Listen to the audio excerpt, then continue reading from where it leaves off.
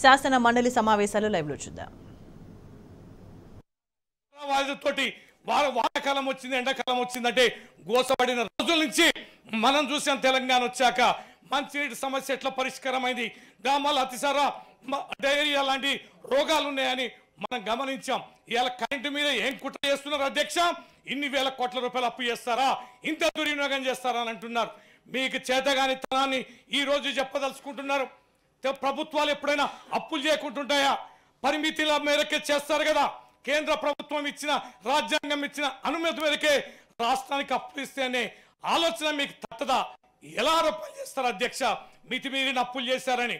పరిమితికి లోబడి తెలంగాణ రాష్ట్రం మిగతా రాష్ట్రాలతో పోలిస్తే చాలా తక్కువ రాష్ట్రాల్లో చాలా తక్కువ సంఖ్యలో ఉందనే విషయం మీకు బోధపడదా? రేపు మీకు అర్థమైంది. నాణ్యమైన కరెంటును ఇవ్వలేని చేతగానే తనాన్ని మీరు అప్పుల పేరు మీద చెప్తున్న విధానాన్ని చూస్తేనే అర్థమవుతుంది. ఎన్ని చెరువుల నిర్మాణం చేసుకున్నాం అధ్యక్ష, ఎన్ని వేల ఎకరాలని మనం ఎక్వైర్ చేస్తాం. ఒక్క రిజర్వాయర్ మీ సర్కార్లో నిర్మించండి. భూమి ఎక్వైర్ చేయడం, రైతుల్ని ఒప్పించడం, ఒక రిజర్వాయర్ నిర్మించడం ఎంత కష్టతరమైంది అనేది మీకు భవిష్యత్తులో తెలుస్తుంది.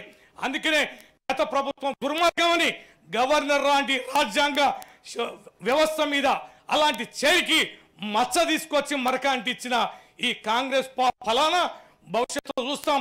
కొత్త పాలన కాదు, మీది సుదీర్ఘమైన పాలన. ఈ తెలంగాణ గడ్డ దుర్గతికి కారకులే మీరు. మళ్ళా ఆ దరిద్రాన్ని తెలంగాణలో నింపుతారు. ఆ చేతగానితనం మీ మాటల్లోనే ఉంది. అది గవర్నర్ ద్వారా చెప్పించారు. ఖచ్చితంగా దీని మూల్యం కూడా రేపు ఓట్లేసిన ప్రజలకి మీ ద్వారా చెందుతుంది. కానీ మిమ్మల్ని వదిలిపెట్టం, మిమ్మల్ని అడుగడుగు వెంటాడతాం.